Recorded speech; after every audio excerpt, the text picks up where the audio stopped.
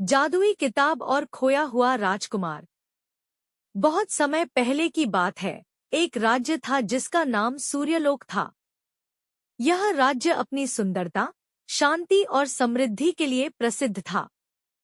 सूर्यलोक के राजा का एक बेटा था जिसका नाम राजकुमार अर्जुन था।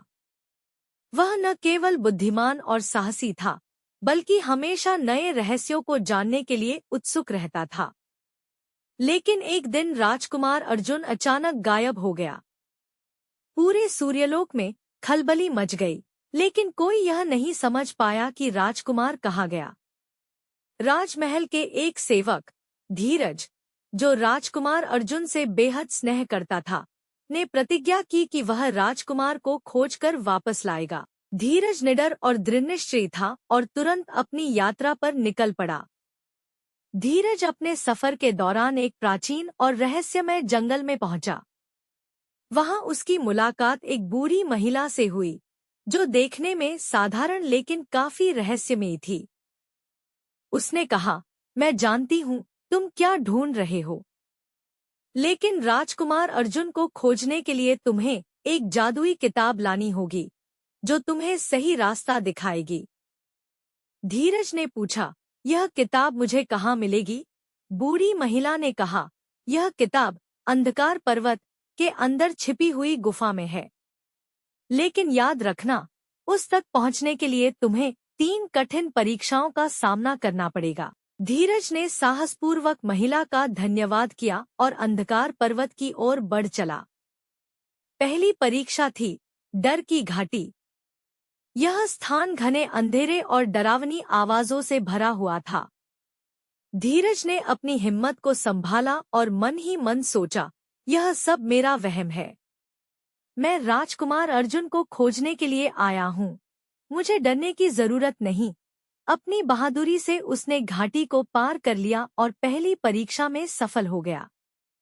अगले चरण में धीरज एक बड़े दर्पण के सामने पहुंचा।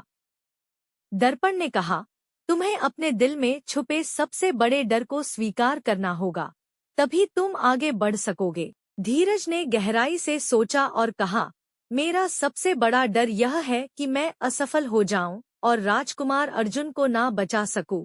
दर्पण चमक उठा और बोला, तुम्हारी सच्चाई ही तुम्हारी ताकत है। आगे बढ़ो। आखिरकार धीरज एक विशाल जादुई द्वार के पास पहुंचा।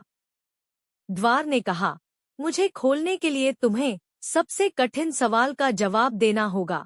सबसे बड़ी ताकत क्या है? धीरज ने सोचा और जवाब दिया, प्रेम, क्योंकि प्रेम हमें डर से मुक्त करता है और असंभव को भी संभव बना देता है। द्वार खुल गया और धीरज गुफा के अंदर चला गया।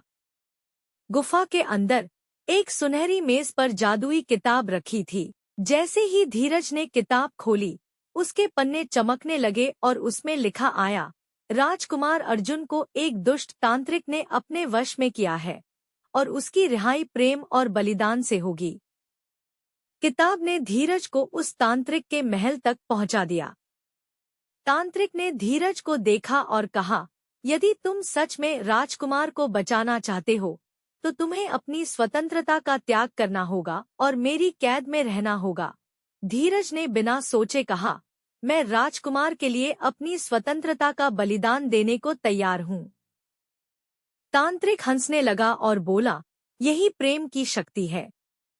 तुम्हारे बलिदान ने मेरे जादू को तोड़ दिया। तुरंत राजकुमार अर्जुन मुक्त हो गया और तांत्रिक गायब हो गया।